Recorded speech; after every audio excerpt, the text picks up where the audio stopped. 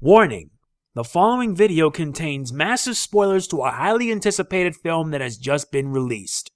If you want to avoid spoilers, if you don't want your experience to be ruined, then I suggest you be sure to watch my spoiler-free review. You've been warned because this here is where the point of no return comes in. Do you think I joke? No, I don't. Last warning, there's no going back here. So if you don't want to spoil yourself, don't say I didn't warn you. You have been warned. Okay, this is Mega Man NG, and this is part 2, the spoiler-filled review of The Force Awakens. This is where I literally go and provide my feelings on what I loved about the film, what I didn't like, etc. Believe me, by the time this is over, you'll understand how I felt when I watched it today. So without further ado, let's get this spoiler-heavy review underway. The Force Awakens takes place 30 years after the Battle of Endor, set in the new continuity that has been established by Disney since 2014. Luke Skywalker, the last of the Jedi, had disappeared, and two factions are on the hunt to find him, the Resistance and the First Order. In the planet Jakku, pilot Poe Dameron meets an elder who gives him a map with coordinates to Luke's whereabouts, only for them to end up inside an astromech droid named BB-8 when the First Order attack, led by the mysterious Kylo Ren. It ends up encountering a woman named Rey who keeps it safe. Then they meet a former stormtrooper named Finn, and together, the three work with the Resistance in hopes of stopping the First Order from unleashing their ultimate weapon upon the galaxy. To be fair, I do suck at summaries, but if you want the short version, 30 years have passed and the galaxy is at war once again. It's a repeat of Episode 4, but things are a lot different now. As I said, it has been 30 years. Darth Vader and Emperor Palpatine may be gone, but that alone isn't enough for galactic peace. The fight's still going on, although I feel that the Resistance and First Order are like the Rebel Alliance and the Empire, just under new names. But does it really matter that the film is that good? No, of course not. J.J. Abrams really did a good job despite it having big shoes to fill. Yes, very big shoes after Return of the Jedi in 1983. Let me first explain about the plot, and though it's somewhat familiar, it feels fresh and different. The guys behind the film wanted to hit it home, and thank God they did. Many of the actors we know, such as Mark Hamill, Carrie Fisher, and Harrison Ford, did a great job reprising their classic roles here. They added the familiar nostalgia many Star Wars fans grew up with.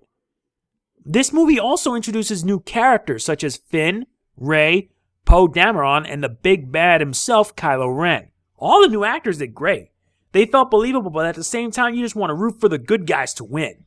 Speaking of which, the three new heroes remind me a lot of the previous trio, Luke, Han, and Leia. I know it, although that's where the similarities end and the differences begin. Before I do say anything, we do see the three in the film, the original three. It felt nostalgic, and at the same time, it was satisfying. Their role in helping the new characters set up the bridge to help for the new generation. All that's more rewarding. First up is Finn, a former First Order stormtrooper turned Resistance member played by John Boyega.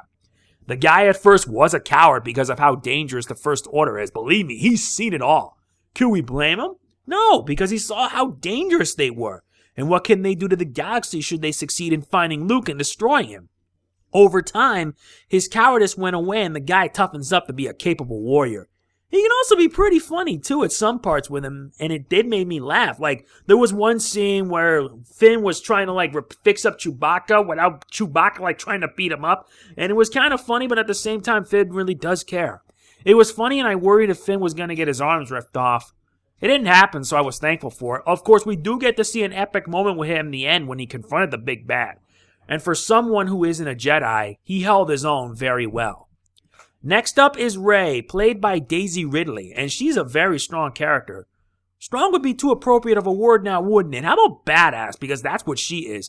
Though she can be a strong individual, she has some insecurities such as her worry to return back to her home planet of Jakku. As it happened in a flashback scene when she touched Luke's old lightsaber, her fears become apparent and we learn that she was an orphan. You know, it made me feel bad for her. Like Finn, she does have some epic moments, including the final battle scene. She was just awesome, what can I say? Oh, and did I forget to mention it, but she lived in a beat-down, all-terrain assault transport. I mean, wow. My mouth was wide open when I saw where she lived, and I'm like, dang. Last up is Poe Dameron. He's played by Oscar Isaac, and with what limited time he was in, he lived up to the role as Ace Pilot. I mean, for most of the film, I thought he was a goner.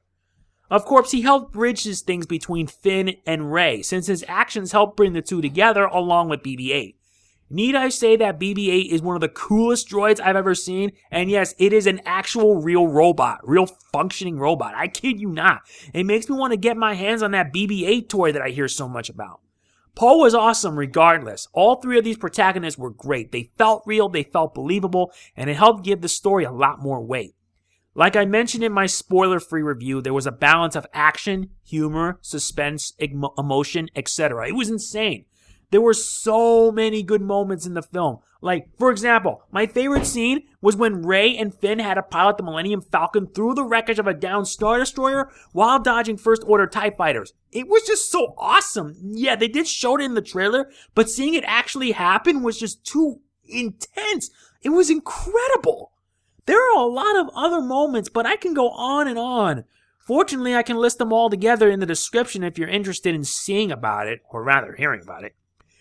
Now then, we move on to the big bad, or rather the First Order. You can't have something as bad as them without a super weapon, right? Remember the Death Star in Episode 4? Well, in this film, they have something that's much worse.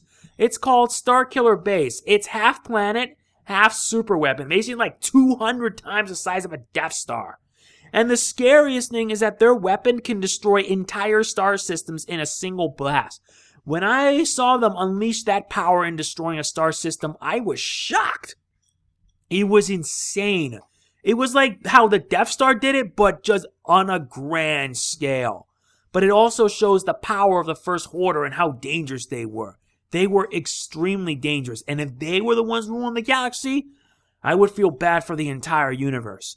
Of course, like in A New Hope, the Resistance takes the fight to Starkiller Base and wipe it out, but not without help. Now comes the big bad, Kylo Ren. He was a force to be reckoned with, and I'm not joking on that. Everything about Kylo Ren screamed evil from how he looked, to even his lightsaber, which looked really cool. Heck, he was a more agile version of Darth Vader, able to do things Vader can't. Like, for example, in the beginning, he was able to use the Force to hold a blaster shot in its place while ensnaring his opponent.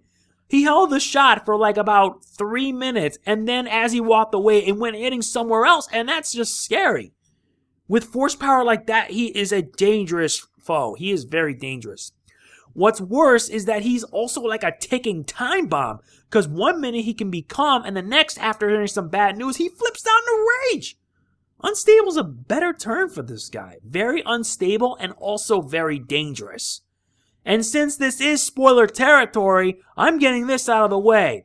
Yes, Kylo Ren is in fact the son of Han Solo and Princess Leia. When I heard it, I was shocked. It made me wonder, how could this happen? We do learn how, but it isn't as much. It's not like in mentioning in word. In some ways, it's similar to how Anakin was a Jedi, and how he was turned to the dark side, wiped out the Jedi, and became Darth Vader. In the case with Kylo Ren, his uncle Luke in the new Jedi Academy trained him along with the pupils, but then the dark side of the Force seduced him, and you can tell where the rest is going. It doesn't help that he's obsessed over his grandfather, Anakin Skywalker. I don't really know why, but that's all I do know about his character. He really is obsessed over trying to make Darth Vader proud. If Anakin had any clue. We do actually see what he looks like and what he used to be, especially in his confrontation against his father, Han. It was an emotional scene, and in my gut, I wish that Ren would listen to his father and do the right thing and follow the light. How wrong I was. He ended up killing him. Yeah, I was horrified. In my mind, I just wanted to scream. I just wanted to rage. I just wanted to yell. I wanted to just yell out, Han! How? How could Ren do that? How could he kill someone that we all know for such a long time, such a likable character? I ask why. I mean, it made me angry. Same for everyone who was watching the movie in the theater. I'm like, no, this can't be. But it was more satisfying to see Ren get beat by both Finn and Rey. It was satisfying in the end. It was awesome, but I know that he'll be back. And he, along with General Hux and the First Order, are going to be raising a whole lot of hell throughout the galaxy and the Resistance. But with the First Order, I have to wonder why they're just limited to just TIE fighters. The Empire decades ago had many variations of TIEs, such as the TIE Fighter, the TIE Bomber, TIE Interceptor, Avenger, Defender, etc. Why stick with what we already saw? But it was interesting with the new First Order TIE fighters having two pilots operate it. Like one pilot would fly it, the other would fire cannons and whatnot. And plus it can also shoot like from behind because it has rear turrets. That's pretty cool. It's the same with the Resistance and their T-70 X-Wings, an evolution or rather an improvement of the Incom T-65 X-Wing. A better improvement, but it is nostalgic but a bit enjoyable. I think I kind of went off the deep end, but if I were to keep talking about this review, it would go on forever. To be honest, I can't say enough how awesome this film was. It was satisfying. Sure, it did borrow some stuff from A New Hope, but it's done in such a way that it feels fresh and new. I liked it. Whereas A New Hope made history and started a franchise that changed the foundations forever, The Force Awakens starts a brand new chapter in the Star Wars saga, bringing the franchise to a new generation. This is a new continuity, not like the old one where it's all cluttered with war. They wanted to start it fresh, they wanted to start something new, and I think they kind of made the right choice. They really did.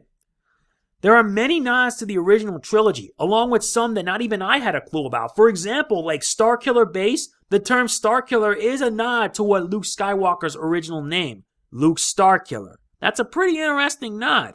I really mean that. For better or worse, it was actually pretty interesting, and there were like a lot of other new nods to the trilogy as well. I really enjoyed it. It was great. J.J. Abrams gave us a film that is worth watching and worth spending your hard-earned cash on. As I mentioned in my spoiler-free review, I'm giving this a 9 out of 10. It is awesome, it is satisfying, and it bridges both the old and new together. It's something new, something different, but also familiar too. And as a fan of the franchise, I feel satisfied with it. All the anticipation, all the hype, and all the buildup that came up with it, and you know what? It paid off. It paid off big time. Should I recommend this film to anyone? Yes, I recommend this. I cannot say it enough. Need I say more? I think that's it for the review, and like I said, I think I kind of went way past what I intended, but it could have been a lot longer and I would have really went into detail about this. But hey, I did what I could. I tried to figure things out from what I remember about the movie, because trying to take notes on it is not easy. This is about not only my feelings about the film, but also what it's about. If you haven't seen it, I recommend you do so, because it is just that grand. It truly is. That, and the ending tells you that it's not over. It's far from over. This is starting a new trilogy.